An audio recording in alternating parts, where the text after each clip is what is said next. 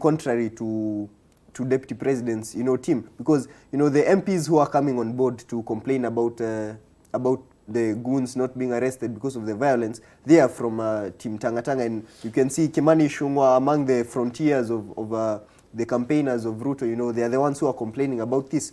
So it's just political rivalry, and they lost the seat. So maybe they're just looking at a way in which they can make some noise, but it's just political rivalry. Yeah. Kigen, is it really political rivalry, or should action be taken to people who were accused to perpetrate violence during the by-election? This is a political claim. And if you look at it clearly, it is also a legitimate claim. If you really followed up steps to step on what happened in Kibra, first of all, we saw that the voter turnout was 35%. And when you have the bigwigs, coming in to lobby people, you can't have anything short of 70%. So there are many reasons are allied to that, but particularly one strong one is the one that we have voter intimidation, where people feared violence. That's why they didn't go to vote. And we saw MPs, being harassed. We saw also other people. We saw women, actually, particularly. And yesterday we were having the ICPD 25, which was mainly talking about gender violence and such cases. And this is just, and Kibra elections was just a reflection of it. So this is a very legitimate claim, because we want to see answers for it. And if I'm not wrong, the happenings of last week were fueled by utterances by some leaders, because we had some leaders on national television saying that on the day of voting, if you are not of this political party, you are not don't let anybody cross here if he or she is not affiliated to us. And we had also other people saying that if you want bangi or you want what kind of drugs, I will bring them here. So, this really cannot go unanswered. So, and I think that the Tangatanga MPs calling them that, I don't know if they appreciate being called that. Their claim is really legitimate, because if that was said, then this happened. I mean, it's common knowledge that this is related, So I think the leaders need to be accounted for, because honestly, what country are we building as a people? We've gotten to a point where the political intolerance is really crazy. You find that if you're voting on the other side and I'm voting on this side, I mean, it's just a difference of ideology. We are not supposed to be enemies. So moving forward, honestly, the generation that we'll have of our children, this is not something that we should even be proud of in the first place. And people should not beat their chest that we did this to some people. Honestly, this is uncalled for. And again, to add on the issue, it's all about the leaders. The leaders are the ones who are causing this. There was a lot of campaigns in Kibra. The seat was highly contested. Jubilee was trying to take it on one side, ODM want to retain it on the other side. So there was a lot of political campaigns, and with it came a lot of political tension. There was tension. So people feared violence, to be honest. But I see if our leaders are to change, then our politics could change. And it could trickle down to how we coexist, because people who are fighting each other on the ground, they are fighting for simple basis that we are from different political parties, and you wonder what is the difference between brothers in the same country. Only a political party which is dividing them. So the leaders are the ones dividing people. As much as they call for BBI and such kind of things, they want unity, they claim they want unity by mouth, but on the ground, what are people doing? What are the leaders doing about them? Unite people, build politics on a civilized basis, so that the country can move forward. Otherwise, it will still continue happening. My brother said it's about the leaders. I can't disagree. I can't agree more with my brother. But I think the buck stops really with us, the citizens, because a leader doesn't hold a gun for you to throw stones to other people. You find that this is your neighbor, this is somebody you've been with, and you start throwing stones or start slaughtering the other person, injuring the other person. And at the end of the day, this is your neighbor. So the politician lives in Karen or Kilelesho, so they will just come lobby people, and at the end of the day, they leave. You'll remain there with your neighbor whom you hurt simply because he was supporting the other person. So the political intolerance is something that we should fix from our own self. Still matters of politics. Ukiangalia front page at the stand kwamba Musalia Weta Kalonzo's 2022 bid options. We have many options now. They all want to vie for presidency. Is this really the time for politics, other than kuunganisha wa Kenya, kuangalia to drive the agenda? Is it really time for politics? You know, it's all about the country we are in. You know, yesterday I was in a certain class and we were being taught about medium voter theorem, and the lecturer was saying, you know, he was talking about politics, how, you know, swinged votes are taken by politicians, and he was looking at us as, why are you not interested in this topic? You know, Kenya is a political country. Why are you not interested in the topic? So Kenya it's too political, you know, and our form of politics is the one I see that taking us to a certain direction, because we concentrate too much on presidential campaigns. All these, you know, you won't find MPs right now in their constituency or in the newspapers talking about, I will still be vying in 2022. You know, in such a devolved units, very few is being talked about politics. But what is happening about the presidential, you know, elections and campaigns, you know, immediately after elections, you know, people are just talking about who will vie the next, who will be vying in the next election. So as I always, you know, fight for this, that we need a change in the kind of system that in our presidential elections, let's have MPs, you know, vote for a president. That will be simpler. But again, you talk about Musalia, Wetangula, and Kalonzo Musyoka. You know, one of them might just, you know, stick with they are probably measuring the political temperatures within a certain time, and then when the electioneering period comes close, probably they'll get allied to one side. But to be honest, these are people who can do well in politics. They have done well before, but they lack a stand. You know, I will see them as opportunists. They are opportunists. I can see Kigen is not agreeing with you. Not really. I wouldn't really call them opportunists. They're just politicians, you know. And in the game of politics entails a lot of things. So actually, going back to Kibra by-election was a defining moment, not just for the people of Kibra, but country at large, because we saw the cracks in NASA and in Jubilee. They developed more to become gullies. And particularly the one in NASA is the one that has really stood out, because we saw the ANC candidate, the ANC leader, Musalia Mudavadi, having his own candidate, same as Moses Wetangula Ford Kenya. We also saw the sort of opposers of Wiper, that is, and its leader, that is Kalonzo Musyoka, the likes of Charity Ngilu and Governor Kibwana and Governor Mutua supporting Imran. So that was a moment really that showed that there is no NASA anymore. And as I always say, a teacher wakes up to teach in the morning. You know, a doctor goes to treat people. And that is the same case for a politician. A politician wakes up to politic. And particularly if you look for the case of the teacher, there is no problem if a P1 teacher is ambitious enough to want to become a deputy head teacher or a head teacher or the county educational officer. There is no problem with it. Same as for politicians, there is no problem being ambitious, you know, for politics. It is politically correct for them to really as the headline says, you know, tough options for them, and for them to really stand out at this time. Why am I saying this is politically correct? Because one thing about politics is that if you're not relevant, then you're out of the game. And how do you remain relevant? You remain relevant by always being on the scenes, by always being on the screens. That's how it happens in politics. You know, when, in the papers, they're talking about these leaders not being able to stand on their own.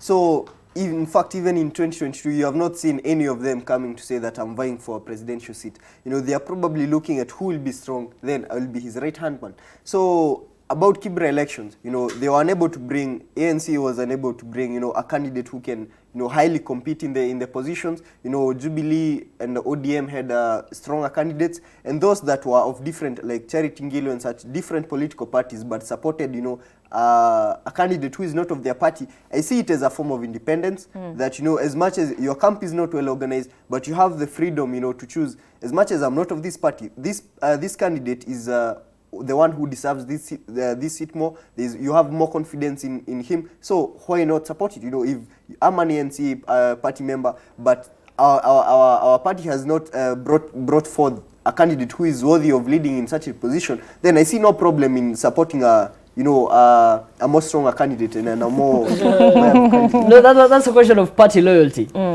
At the end of the day, you belong to a party. You have to be loyal to the party. No, but there is a fine line between party loyalty and sycophancy. Party loyalty and sycophancy. But why be loyal to a party that is not viable? If you lack confidence in your party, the kind of candidates it brings to the table, then move to a stronger political party, or just shift the gears. Okay, before I take a break, front page at the Standard says the Kenyan who fell from London skies.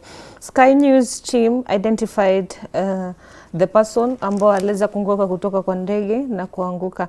KAA, Kenya Airways Authority, imekana ikasema kwamba huyo si mfanyikazi wao, and according to the wife, the girlfriend and the family, he worked as a cleaner to a company which had contract to clean airport. So before I take your comments, we'll take a short break and then you digest that story and then we'll come back to you. Na mtazamaji, kama unavyoona studio ni moto, tunaendelea kuchambua magazeti yetu. Tupate pumziko fupi, tutarejea baada muda usio mrefu, usiende mbali.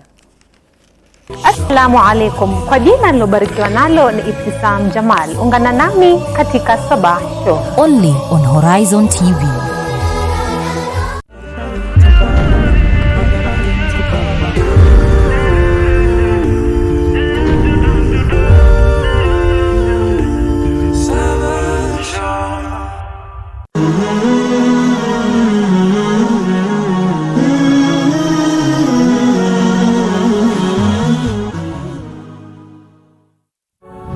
On the next episode, it's very important to be counted, very, very important. Imagine a government that knows the number of lions or elephants in a country but doesn't know the number of persons with albinism.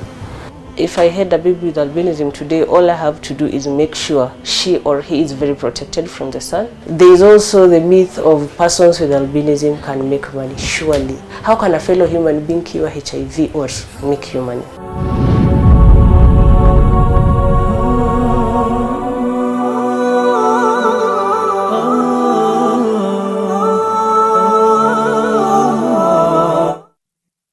La kutafakari. Isikitisha. Kwa hivyo lazima tuambiane tuweze kurekebisha, hususan muhula huu wa holiday miezi miwili. Wazazi wote walivyosikia Matiang'i angeuza holiday Novemba Disemba kamili, kila mtu alilalamika, tuwafanyeje hawa? Allah, yule mwalimu ana watoto 40, mbona hajasema miezi mitatu anao masaa 8? Mbona hajalalamika? Wewe wako watoka mgongoni mwako washindwa kukaa naye miezi miwili? Kukija kukifungwa na madrasa, si ndio tutashikwa na wazimu na tupande na pressure? Kisa ni watoto. Kwani tumewalea vipi? Kwa sababu kulikoko hakuna affection, mapenzi tangu mwanzo, na kulikoko hakuna attention. Watoto za baba mkitoka na mama mkirudi hamujui nyumba imeungua ama imehamishwa. Waingia kwako wafikiria si kwa jirani. La haula wala quwwata illa billah. Tuwalea wenyewe watoto namna ile, kwa sababu hukumsikiza mtoto atakusikiza wapi? Tuwasikizeni wakiwa wadogo. Tutakako sisi ndio washauri wao wakubwa wakiwa wakubwa. Msikize mtoto tangu mdogo. Wa maswali mengi wallahi jibu yote. Kweli wallahi yanadhiki yale maswali. Saa zingine ni hayo kwa hayo. Dedi amfanya nini? Kwa nini amfanya vile? Kwa nini amekuja? Hususan mkiangalia TV, ama swali zaidi ya kuangalia, jibu. Kwa sababu kuna siku atakuwa miaka 14, atakuwa kuna mambo yatamfika, akiwa ni wa kike ama wa kiume, bado atarudi kwa baba na mama awaeleze, kama vile ambavyo kwamba alikuwa kwa kikueleza ukimsikiza alivyokuwa miaka 3, 4 ama 2. Lakini kwa sababu ulimpuza wakati ule, akifika miaka 14 atatafuta jirani, jamaa maskani, marafiki zake wa skuli, walimu, ndo wampe ushauri. Na kumbuka hawa watu wa nje watatoa ushauri kulingamana na mila zao, dini zao, itikadi zao, malezi yao, ambao ni tofauti na vile sisi tutataka watoto wetu tuwale. La kutafakari.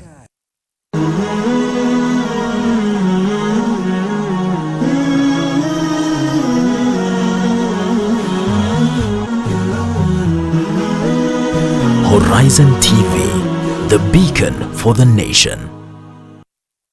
Assalamu alaikum. Kwa jina nilobarikiwa nalo ni Ibtisam Jamal. Ungana nami katika Sabah Show. Only on Horizon TV.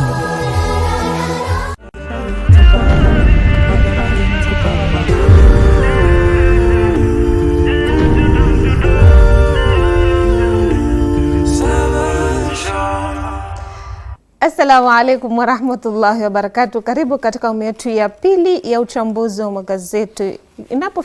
Itakapofika saa 3 wakati wa business chat, tutaweza kuzungumzia masuala ya kazi ya mkono, jinsi kazi ya mkono inaweza kukusaidia kupata kipato chako. Hasa ukiangalia wakati uchumi umeweza kuzorota, watu wanalalamika hakuna kazi, vijana wanamaliza chuo kikuu na hakuna kazi. Kumbuka kazi ya mikono imeweza kusifika tangu wakati wa historia hadi sasa, bado inaendelea kufanyika. Kigeni, unajua kazi yote ya mkono? Naam. Kama gani? Kusafisha, kazi nyingi. Mimi najua kupaint. Like nishai wakeza paint for. So kama tuna nyimbo inaweza tupointia. Naweza upakia rangi, pia kutengeneza. Tukiendelea na taarifa zetu, tukiangalia ukurasa wa 3 wa Daily Nation, tumezungumza kuzungumzia swala la yule kijana ambaye ameweza kuanguka kutoka kwa ndege mjini London, na timu ya wanahabari kutoka Sky News wameweza kuchambua na kuweza kutujulisha ni nani haswa. Na kulingana na taarifa hii, kulingana na reporter wa Sky News, alimeweza kuzungumza na mke wa aliyeathirika. Alisema kwamba aliweza kuripoti kazini siku ambayo aliweza kupotea, lakini hawakuweza kujua ameenda wapi hadi pale walipopata mawasiliano na kikundi cha wanahabari kutoka Sky News, ndipo walipojua kwamba ni jamaa yao ambao aliweza kuanguka. Swala ni kwamba wanahabari wameweza kujiuliza swali, ni kwamba where were we, Kenyan journalist? Tulikuwa wapi sisi? Why didn't we unravel this? Why did it had to be from another country, different people to unravel to us? That's where ukiangalia magazeti ya leo kuna taarifa kama hii. Pia ukiangalia masuala ya government agencies, did they fail to even identify the person? Did we have to wait? First, let's start by Kenyan journalists. Kenyan journalists could have very little access to this person. First, when the guy went missing, at JKIA, and someone reported, they were told to keep it under, to not reveal the story to many people, until a certain time. So people had no knowledge until, the person fell and they discovered the body. So first, I will attest to that. According to a report, a taxi driver called Kamau confided in a journalist that a cleaner from the company had gone missing. So I mean, maybe they wanted to verify the information, but this is a case, it's a very unfortunate incident, and this is a case of desperation. Because maybe the person thought that I'll go to London and have a better life. I was seeing, they were talking about the salary as a cleaner of about 9,000, a lot of things, economic constraint, to be honest. So maybe the person was hoping for a better life in London, but again, the limit of, I wouldn't call it illiteracy, but there's no way you can jump out of, a Boeing 787 1 kilometer high, and land safely. There's no way. So he lacked knowledge about such as much as he was trying to get a better life, but in the wrong way. So I see this as it's a reflection of the Kenyan economy, that we have high unemployment. The jobs that are available, there are very little salaries. Because now you are being paid 9,000, you have probably want to marry, get children. So how will you survive on that? So we should reflect more on what can we do as a country, make our lives better, make the standards of living better, So remove the slums, housing, employment. The government should focus on more on this. They can do more than we can on this issue. Kigen, ask Kenyans, what did you learn from this incident? First of all, my condolences to the family, and may God give them comfort in this very hard time. It's a very hard time for the family, having to go all around this thing in the media and everything. Particularly to start with the journalists. I have seen the Kenyan journalists, going to cover Olympics, They cover the Hague story live from there. They cover international events from outside the country. So it wouldn't be, so really a question of finance and funds wouldn't really be an issue, because they go out there to cover many activities. Another thing that really is quite unfortunate is the fact that, you know, when you look at the journalism code of conduct, it's not just to make money, you know, it is to report, and also to, as a way of keeping Kenyans safe, sort of, you know, by being cautious, by giving out cautious stories, and also really telling Kenyans what is going on and really unraveling mysteries. So this should be a very, it would have been a very important thing if the Kenyan media industry would have come out and done it. Thanks to the Sky News, now we have a detailed report on it. Abu Bakar has said it's a reflection of the Kenyan economy, the unemployment, and the many things. But I know I will sound very unpopular by saying this, but dear Kenyan youths, you don't drive a Mercedes when you're 20. You don't drive a Range Rover when you're 20. I mean, you don't own a mansion when you're 20 and such and such. These things take time. I don't think we need to go to such kind of lengths and breadths really for a better life. I mean, the plane is flying at more than 1,000 feet above the sea level. And you find that it's negative 60 degrees Celsius, you know, with the wind. And the plane has been flying for 8 hours, 6 to 8 hours. You can imagine, I mean, it just takes you 30 minutes and you're dead. We don't really need to go to such lengths. We have to be patient with life.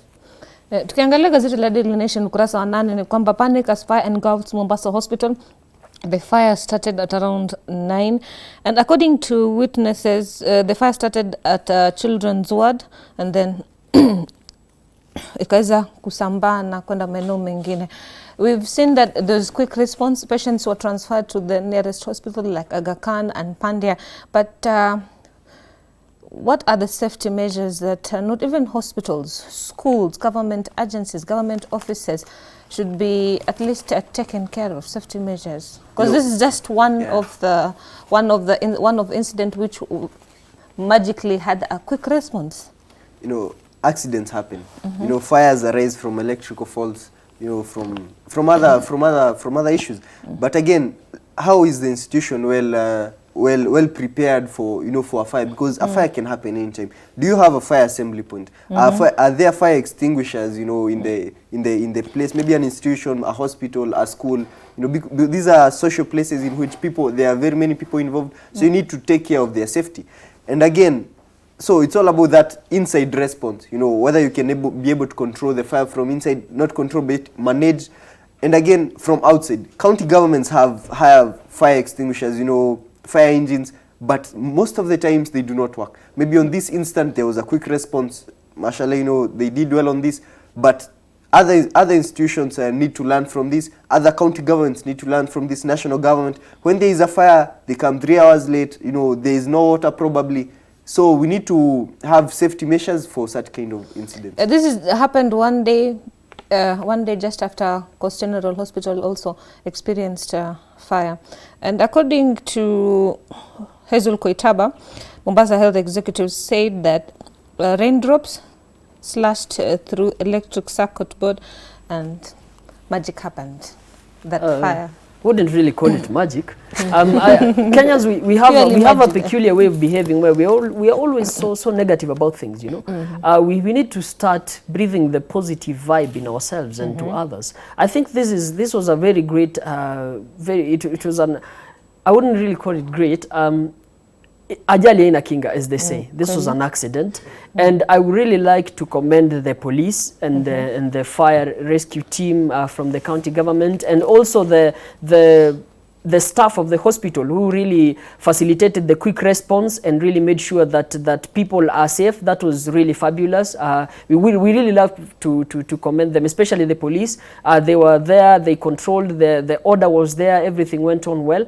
And I think we've made large steps as a country in terms of fire preparedness, because you find that today you can't have an establishment or a premise without having fire extinguishers. You find that the county government officers, they usually come and check if the fire extinguishers are expired or they are still valid. So these are the steps that we've made, but particularly we really need to check the arsonry in schools, where children are burning schools. Exactly. So that is something, but that is a disciplinary issue. That it's a quite a different issue. But I would really love to commend the police and the fire team that really came out yesterday and really protected people. Still in matters of accident, page 9 of Daily Nation says here, candidate burnt as chemical explodes in the lab. Reports from schools around the country indicate that others were affected in different ways according to that. It says here, it's a tragic incident that happened in a lab in St. Peter's Mixed Secondary School in Kisumu. According to what happened, it says that the chemical which was used exploded. And it's not the first incident which was reported in this 2019 KCSE examination. Should the chemicals being used by secondary students be limited? Because according to, we were having a discussion with just us journalists, and I think Abubakar, you were a bit late. They were saying about so government should regulate the chemicals being used in school, because not according to what really happens, transpires in the government schools, I'm sorry, what happens is that we have less practicals. We have less resources. So when it comes to KCSE examination, we read how to use the chemicals, but practicals is less. So when it comes to KCSE, that's when accidents do happen. You know, I wouldn't see it as an issue of doing many practicals. You know, when I was in high school, we used to do titration each and every time it would come in the KCSE. But in this instance, this year, there was use of a deadly chemical. Xylene is a, you know, it's a deadly chemical that it can explode. You know, even if you get used to using an explosive chemical on a daily basis, it can still explode anytime. So it's all about the chemicals you're using for practicals. I mean, we need to look at the safety. We need to look at the safety of the students. So if you are using a chemical in the lab whereby the student has not come, you know, into contact with the chemical, is not well aware that it is explosive. You know, it blew in the face. So he was just keen trying to score his A, then, you know, things happen. So do not expose students to harmful chemicals, and this should be regulated, to be honest. Magoha says it's a chemical which has been used before so many times. But the safety of it, yeah, it you know, has been exposing people on a daily basis to dangers that does not erase, you know, the possibility of dangers that arise from the chemical. I think this whole issue has been very misunderstood by many Kenyans. This is a case of negligence. And this is why I'm saying this. The company that supplied, that was contracted by NEC to supply these chemicals for the chemistry, also for the biology and the physics practicals, they say that in this year's experiments, in this year's practical, there was the chemical that he has mentioned, which is xylene. And they clearly indicated there, when they were giving out the chemicals to the schools in the distribution, that please, this xylene, make sure you put it in a glass vessel. Because when you put it in a plastic vessel, it's going to react and explode. And that's what happened. So they really put out a strong caution that this xylene needs to be put in a glass vessel. So you find that many of the lab practitioners in schools and the chemistry teachers, some of them did not heed to the call of the caution, and in turn they put it in the plastic vessels, and that's why it exploded. But why is this happening? Really, the third eye tells me that most of the schools in Kenya, their laboratories are not up to standard. Exactly. And most of them, they don't have standard equipments, you know. And as you have said, it's very true. They do very few practicals. Some of the schools, especially the what do they call them? The district schools and going downwards. Some of them start their practicals in Form 4, while others start their practicals in Form 2, second term, and even in the first year, the small experiments. So you find that this becomes a big issue. You find that Some of them, as I've said, they don't have the standard equipment, so they don't do practicals. They don't even see such chemicals for tests and for exams. You find that maybe, I'm very sure about this, you find that in this year's KCSE, it was the first time for some of the students to come into contact with Silene. And I won't be shocked that it's the first time for some of the teachers also to come into contact with Silene. Because our schools, they really have that challenge. So that is something that should be fixed. But particularly, I want to appeal to NEC and to the Ministry of Education at large that they should see to it that the children who are affected, who are in hospital, how they complete the examinations. They should not be told that, no, you cannot do the exams, you wait up to next year. It should be facilitated for them on how they should finish the exams as the others, because it's not their fault. It's not their fault. Ukiangalia gazeti la Daily Nation kurasa wa 12 ni kwamba inaangazia watoto ambao katika kaunti ya Turkana. Watoto ni wadogo ambao wanabeba silaha. Watoto hawa wanapaswa kwenda shuleni, lakini wako na silaha, wakaenda kuteka maji, wanajua kutumia silaha. We usually see this in South Sudan or what on areas like Syria. We see this, but now in Turkana, this is happening. They're supposed to be in school, not wandering around. The innocence is lost. The innocence is lost. You know, I was seeing the pictures of very young boys holding AK-47 rifles. You know, You can have a look. It's the most common rifle there, and some G3s all available. And they're doing this because at a young age they start pastoralism. You know, for them pastoralism is their way of living. So from their very young age they start herding cattle, and when they're herding cattle there is that danger of, you know, cattle raiding and cattle rustling. So people will come attack them and steal from them. So as much as you are 10 years old, you need to be armed. You know, that's what is happening down there. So it's a fight of resources, because first cattle rustling should be fought by the government. These people first, they should be disarmed.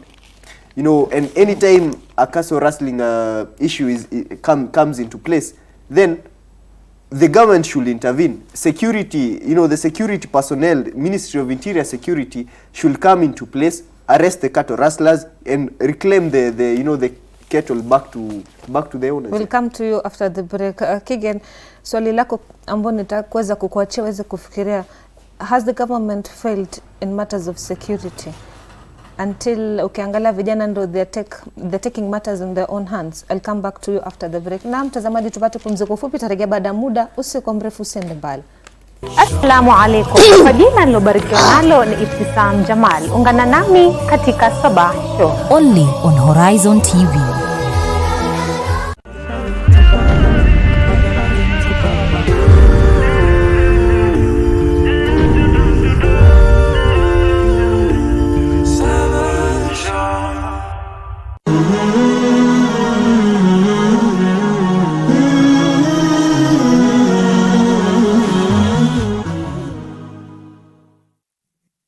La kutafakari.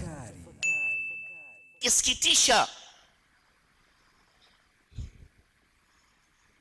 Kwa hivyo lazima tuambiane tuweze kurekebisha, hususan muhula huu wa holiday, miezi miwili. Wazazi wote walivyosikia Matiang'i angeuza holiday Novemba Disemba kamili, kila mtu alilalamika, tuwafanyeje hawa? Allah, yule mwalimu ana watoto 40, mbona hajasema miezi mitatu anao masaa 8? Mbona hajalalamika? Wewe wako watoka mgongoni mwako washindwa kukaa naye miezi miwili? Kukija kukifungwa na madrasa, si ndio tutashikwa na wazimu na tupande na pressure? Kisa ni watoto. Kwani tumewalea vipi? Kwa sababu kulikoko hakuna affection, mapenzi tangu mwanzo, na kulikoko hakuna attention. Watoto za baba mkitoka na mama mkirudi hamujui nyumba imeungua ama imehamishwa. Waingia kwako wafikiria si kwa jirani. La haula wala quwwata illa billah. Tumwalea wenyewe watoto namna ile, kwa sababu hukumsikiza mtoto atakusikiza wapi? Tuwasikizeni wakiwa wadogo. Tutakwako sisi ndio washauri wao wakubwa wakiwa wakubwa. Msikize mtoto tangu mdogo. Wa maswali mengi wallahi jibu yote. Kweli wallahi yanadhiki yale maswali. Saa zingine ni hayo kwa hayo. Dedi amfanya nini? Kwa nini amfanya vile? Kwa nini amekuja? Hususan mkiangalia TV, ama swali zaidi ya kuangalia, jibu.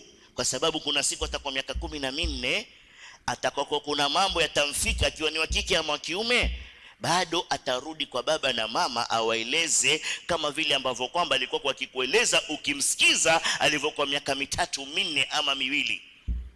Lakini kwa sababu ulimpuza wakati ule, akifika miaka 14 atatafuta jirani, jamaa maskani, marafiki zake wa skuli, walimu, ndo wampe ushauri. Na kumbuka hawa watu wa nje watatoa ushauri kulingamana na mila zao, dini zao, itikadi zao, malezi yao, ambao ni tofauti na vile sisi tutataka watoto wetu tuwalee.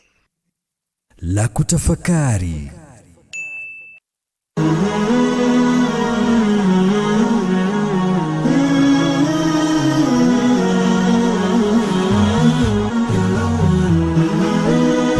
Horizon TV, the beacon for the nation. Assalamu alaikum. Kwa jina nilobarikiwa nalo ni Ibtisam Jamal. Ungana nami katika Sabah Show. Only on Horizon TV.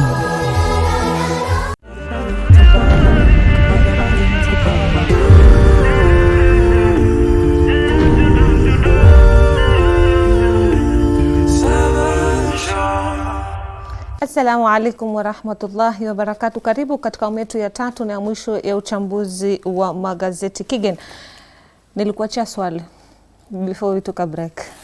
Yes, for me, you know, this is not news really. This is something that has been ongoing. And for me, particularly coming from Baringo County, there are parts of Baringo like Tiati and moving on up to Kapedo, you know, West Pokot and Turkana counties, and some parts of Elgeyo Marakwet County, you know, where this is the norm. It is quite unfortunate, you know, in the world that we are living today, where you see young people of 10 years, you know, they're big wigs, you know, in the internet with computers and many things, and doing advancing things. And in the same world, we still have young people, young children for that matter, who are still holding on to guns, you know, and this is their life. It's actually disturbing. I'm lacking words, but I think one thing that the government has really been, you know, moving forward and back with it is the issue of disarmament and the issue of the Kenya Police Reserves. And it's quite an unfortunate incident, but I think the way forward is really engaging the elders. When the government engages the elders of these communities, it is an easier way of moving forward. Because once the elders have accepted that our kids are not going to hold guns anymore, and from today they are going to school and let them be children from today onwards, now I think it's going to sink in well. But I think the issue of where we have, you know, the government having to engage them, you know, through wars again with guns, I think it just attracts the another repulsive sort of way of doing things. You know, this issue, you know, we cannot be talking about let the boys drop the guns and, you know, go to schools, where else the place itself is not well developed. You know, we do not have good schools there, you know, so the form of life, you know, that they know, that the traditional way of seeking a living is pastoralism. Then you're doing your pastoralism and a person comes to steal your cattle, and that's your form of life. You almost entirely depend on that. So that's why these people are holding their guns. So if you are to probably stop cattle rustling and such, first you need to look at the security issues. Stop cattle rustling first. Let the people, if you are doing pastoralism, do it on a fair basis. Alternatively, you know, develop the area. Look for alternative sources of living, you know. We've seen in Mandera, you know, some clans fight over resources and such kind of issues. But you go down in some parts of Northeastern, you know, they have started embracing farming, you know, irrigation. As much as it's a semi-arid area, you know, we have irrigation schemes. And, you know, such kind of projects move you away from, if pastoralism, you know, will come with cattle rustling, will come with deaths. So embrace irrigation schemes. You know, the government has done a lot in such issues. So the place is developing. So in those areas, look at, stop cattle rustling, you know, improve the security. Yes, you can involve the elders, you know, from different, the tribes that are fighting. Then you can be able to stop cattle rustling. And again, if the boys are to go to schools, you know, those areas are very, very much marginalized. And that's why we have devolution, because we need to take development to the roots. So the Turkana County government, the national government, this is a collective issue. that, you know, we need to look at as a country, as, you know, as the county government in such kind of issues. We have oil in Turkana, so we expect that the economies of those areas will grow. So if we have schools, then we'll have alternatives. Let's stop pastoralism, let's seek education, and you know, other forms of living, but let's escape cattle rustling. People die from this. It's not the good of You know, the problem with cattle rustling is that it happens, you know, it's always about retaliation and revenge. Once you guys come and steal our cattle and kill one person from our side, we need to come steal double the cattle and kill twice, you know. So it's always about retaliation, and you know, and an eye for an eye makes the whole world blind. But particularly one thing that we can learn from all these tirade of things is onwards before 2015, you know, on the northern part of Kerio Valley, where we have the people from the Marakwet community and the Pokot community, they were living so peacefully, and there was no war, but that is before 2015, and the reason was very simple, because of their leaders. We had Lina JB Kilimo. She was from the Marakwet side. We had Pogisio and the current governor of Lenyagapuo of West Pokot, and these leaders had come together and they had told their people, we lead you people, and this is not the kind of life that we need to live. So let us start living together and working together. And you know, these two communities were trading very well and things were going on very well. They were even marrying from each other, and it was really fantastic. So I think the buck also stops with our leaders. We should call our leaders on this, because we have heard that our leaders sometimes use cattle rustling and conflicts there for their own political gain by inciting people.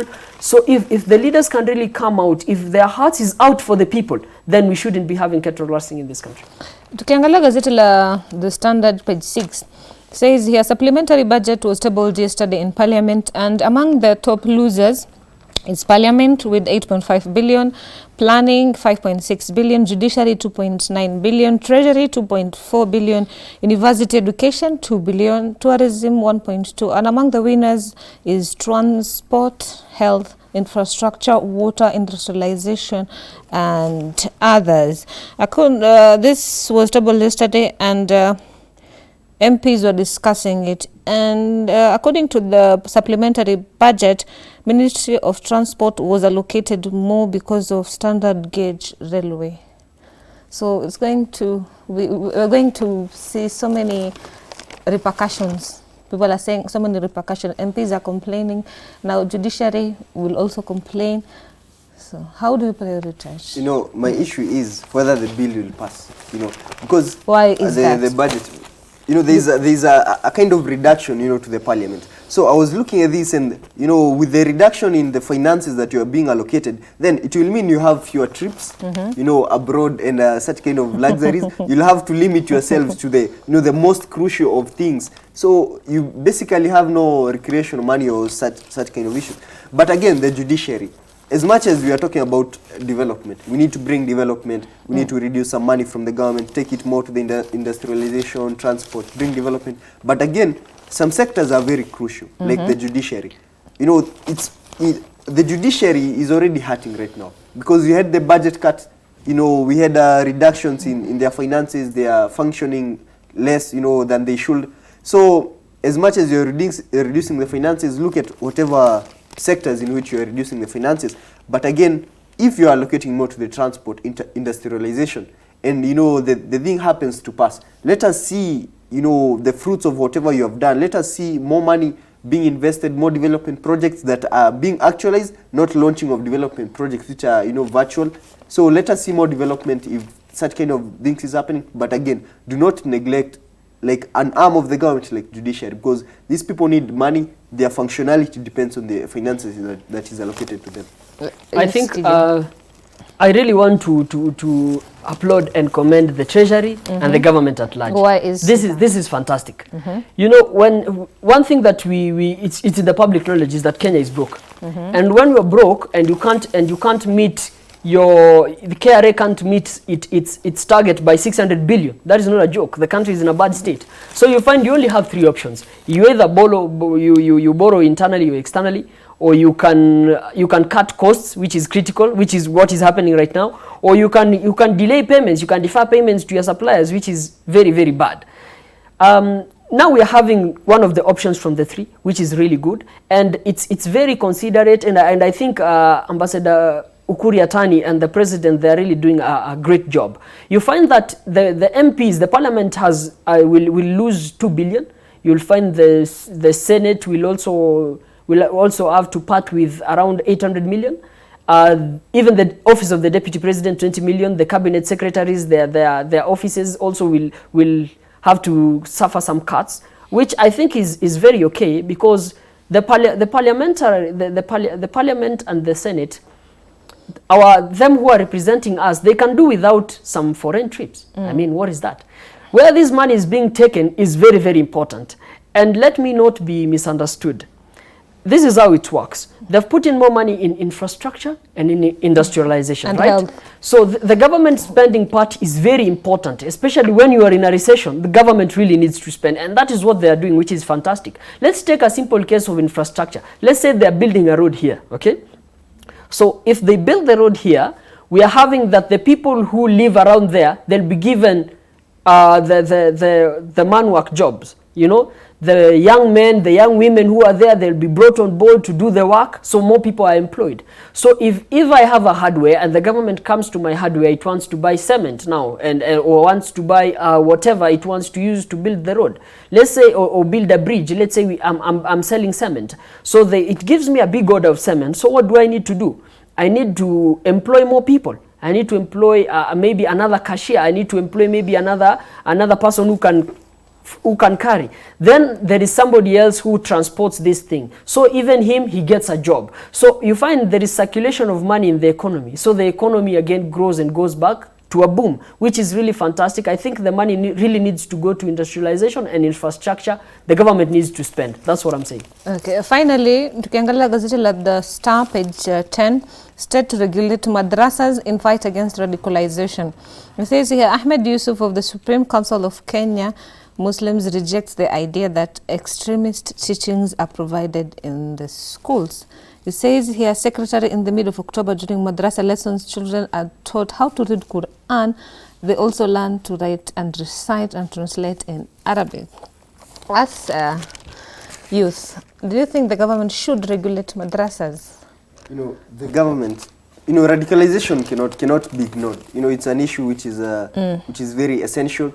You know, terrorist attacks have been happening, but again, the way you handle an issue is very important, because you cannot say that the government wants to regulate madrasas to make them, you know, incorporate it into nursery schools. You know, it limits the essence of and the efficiency of which its madrasas are supposed to deliver. You know, because they are perfectly working right now. And if your fear is about radicalization in madrasas, then we have the SUPKEM. You know, we have a Muslim association entrusted with the leadership of all Muslims. Then let SUPKEM oversee this. You know, let SUPKEM see how madrasas are run, and 100%, you know, they will ensure such kind of things do not happen. But again, when the government gets into madrasas, you know, they want to control how the things are done. You know, they are not well aware of, you know, the whole religion and such kind of stuff. So let the SUPKEM, if you are to control madrasas, you want to limit radicalization, let SUPKEM, you know, answer for the madrasas.